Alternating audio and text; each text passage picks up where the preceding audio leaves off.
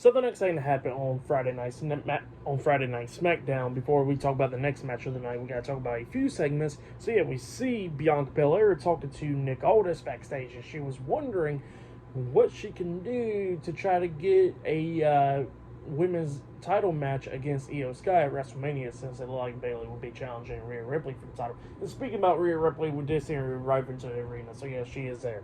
But yeah, that's what Bianca Belair was asking Nick Aldis, and then while she was in the middle of talking to Nick Aldis, we see Logan Paul come up, and Logan Paul kept on cutting him off and stuff, and he says like, look, your conversation ended. That was my conversation. And yeah, that's what Logan Paul was telling Bianca, and then Bianca cut him off, and then Logan was like, look, stop interrupting my conversation. And he was asking Nick Aldis for real challengers and all that stuff for the United States Championship and not Kevin Owens, and then Bianca cuts him off again, and then Logan Paul was like, look, Nick Aldis, you need to control your people around here. Like, you gotta take right about your top stars and all that stuff. And he walks away. So yeah, that's why they're a pretty funny segment.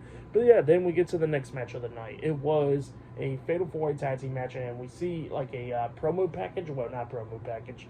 Something like, I don't know how to explain. Like what they usually do on NXT, like little movie clips in a way, you know, with Santos Escobar, with Legado del Fantasma welcoming Elektra Lopez back to Legado and all that stuff, and somehow they need to win for the fathers and all that, and destroy the LWO. So yeah, stuff like that.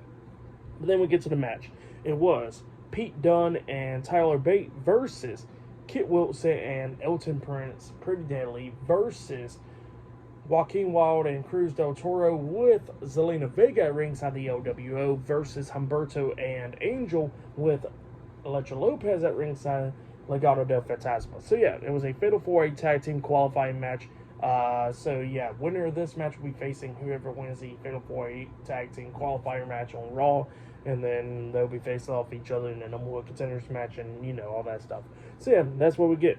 We get to this match. This match was a pretty damn good match. There was a bunch of cool spots, like we see Joaquin Wilde on the second rope, and Butch, Tyler Bate, and Cruz del Toro pulls the ropes, and Joaquin Wilde just went flying. It's that same move they did on NXT that went viral and stuff. Same thing, he just lands on Legado and Pretty Deadly.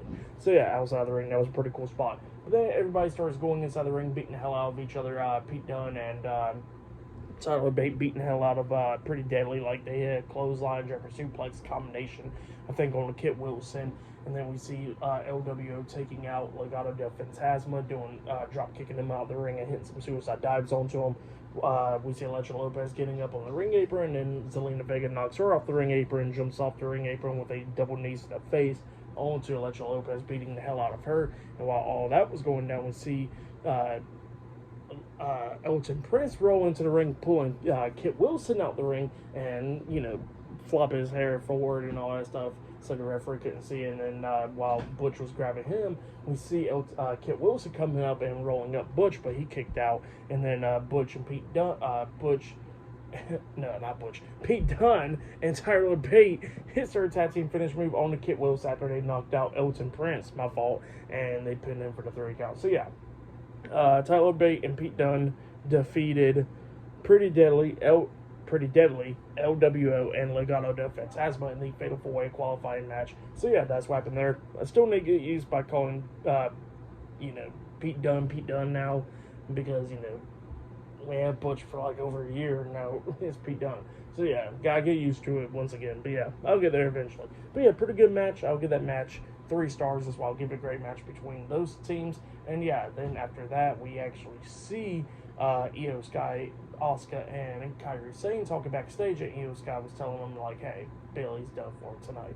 And they all walked out laughing, and we see Bayley coming into the locker room from the other door, look all disappointed. So yeah, they're doing like that Batista segment with Batista listening on Triple H at one time when he won the Rumble back in 2005. Same thing. Pretty good stuff, though. But yeah, I'll see you guys later until the next thing that happens on Friday Night SmackDown. See you guys later. Until then.